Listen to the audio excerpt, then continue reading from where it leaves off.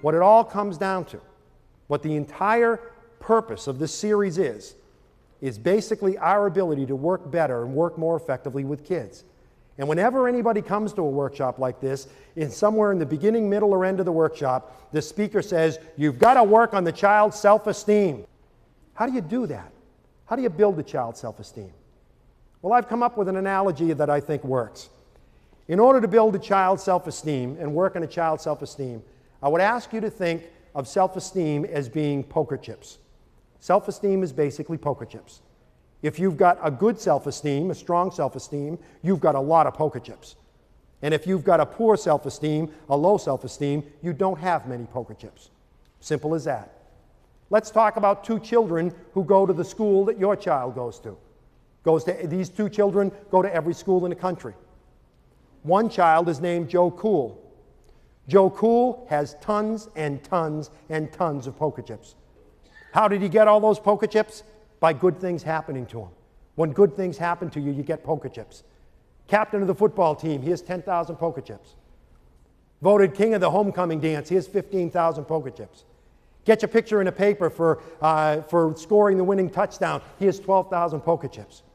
This kid's got millions and millions of poker chips. He's had a charmed life, God bless him. He feels great about himself, and he should. Now, you also lose poker chips when bad things happen to you. You go to the prom, Joe Cool goes to the prom with the best-looking girl on campus, 20,000 poker chips. Prom night comes, he's got a pimple on the end of his nose. He loses 3,000 poker chips, but he still has a net gain of 17,000 poker chips. He's still 17,000 poker chips ahead. And this kid goes to school every day with his baskets and bags full of poker chips.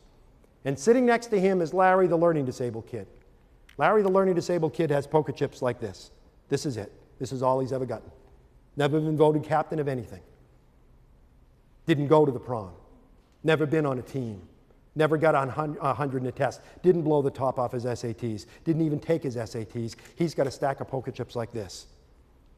And now with the inclusion movement, we make those two kids go to school together and compete against each other in the games of school. I would submit to you that that's not fair. I would submit that that's not fair. Anybody play poker here? Do we have any poker players here? Sir, Chris, could you join me up here? Would you mind? Suppose, Chris, I were to ask you if you wanted to play poker. And I said, Chris, here's basically the deal. You're going to have this many poker chips, okay? I'm going to have, here you go, I'm going to have all the poker chips in the Western world. I have basically 10 million poker chips back there. I'm going to play poker against you. What would be your first response? Would you want to play? I don't think so. Okay, his first response would be, I don't want to play. What do we think the learning disabled kid is saying to us when he says, I don't want to go to school today, Ma? Don't make me go. I got one of those stomach aches again, Ma. Don't make me go. Please don't make me go to school today. What's he saying to you? He's saying, I don't have enough chips to get in the game. I don't have enough chips. Don't make me play this game. But we say to him, you got to play. The law says you've got to play, you've got to go to school. So I say to you, Chris, you've got to play poker with me. You're going to have that many chips, and I have bundles and bundles of chips back there. How would you play, Chris? Would you play conservatively, or would you play recklessly? Probably reckless. Probably recklessly. He would be one of those that would say, I'll bet the whole thing, I don't care. That's what the learning disabled kid says when he says, sure, I can walk along the edge of that building. Sure, I can try dope. Sure, I can join a group, a gang. Sure, I can do that. In other words, I'm just going to be spontaneous and do anything. I'm just going to bet the whole thing. I don't care. I'll just bet the whole thing. Would any of you play conservatively? Yeah, some people are saying, I play conservatively. I just bet one chip at a time. That's what the kid with a learning disability is saying to you when he says, no, I don't want to ask anybody to the dance. Don't ask me to, Ma. I don't want to put anything in the science fair. I don't want to go to summer school. I'm going to take the chips that I've got, and I'm going to hold on tight to those, and I'm not going to let these go.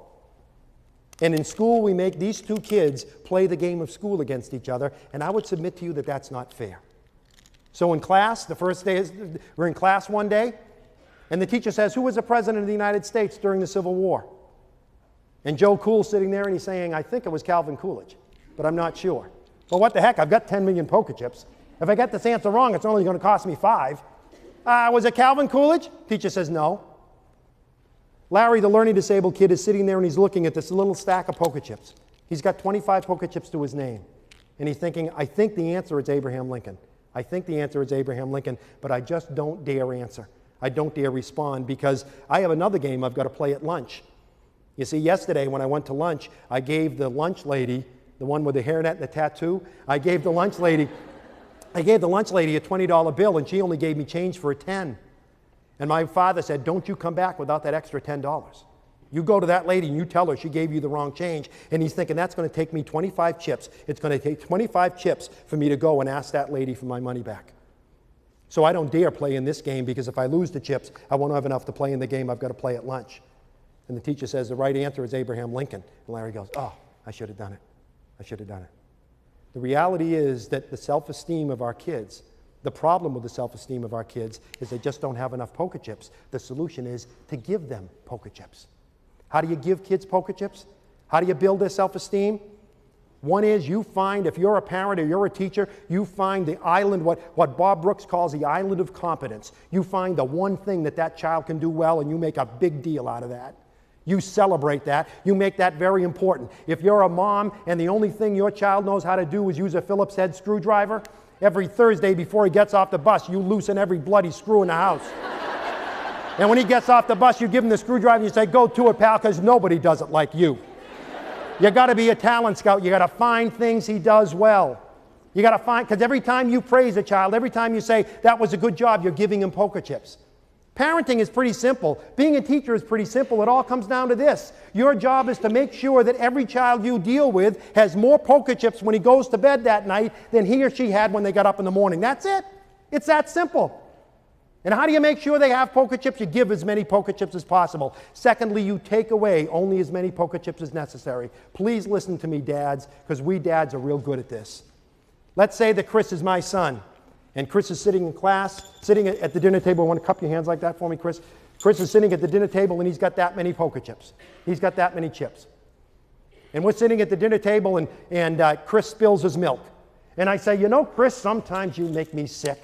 You know, do you get up at 5 o'clock in the morning and say, how can I spoil Dad's day? Is that what your problem is? You're the only one in the family who does this. Sometimes I even wonder why we have you in this family. Go to your room. And he goes up to his room. And the rest of the family sitting there, oh boy, oh boy.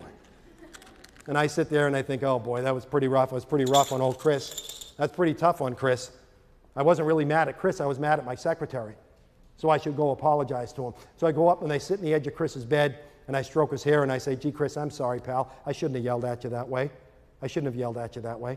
That was wrong. That won't happen again. Sorry, Dad. Sorry, Dad.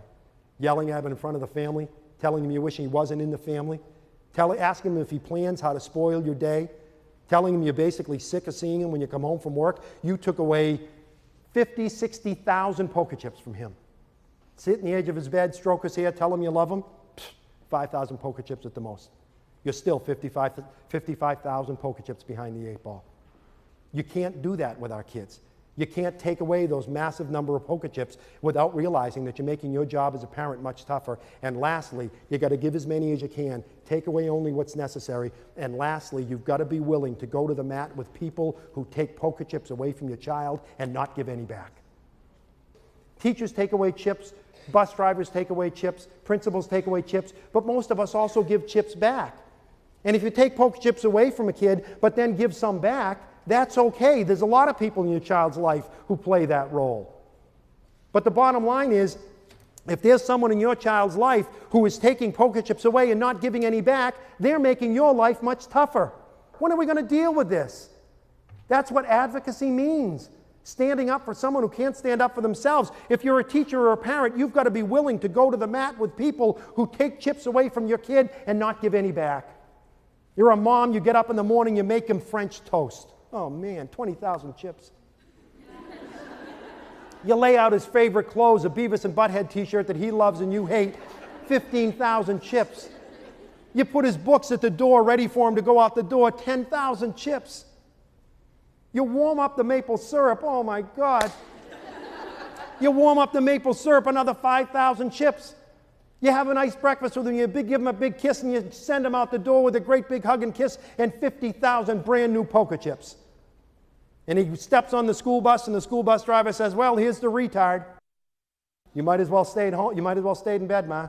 You might as well have stayed in bed because that one comment took 60,000 chips away from your son.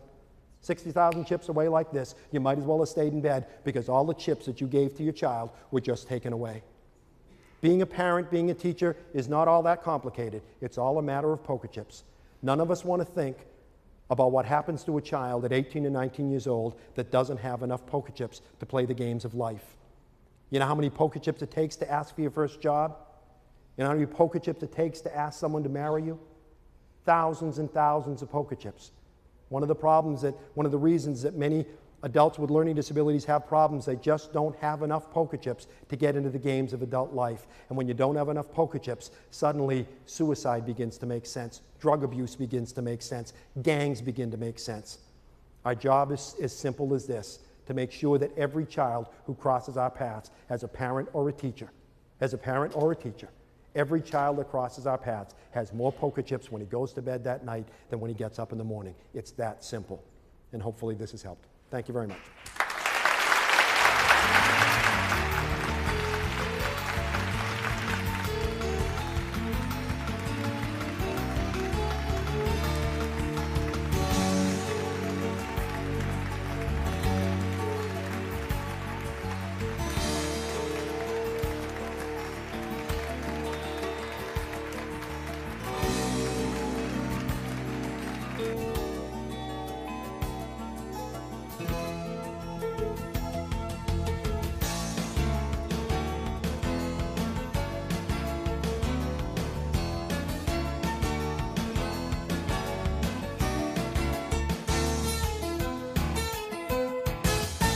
Funding for this program is made possible by the members of WETA.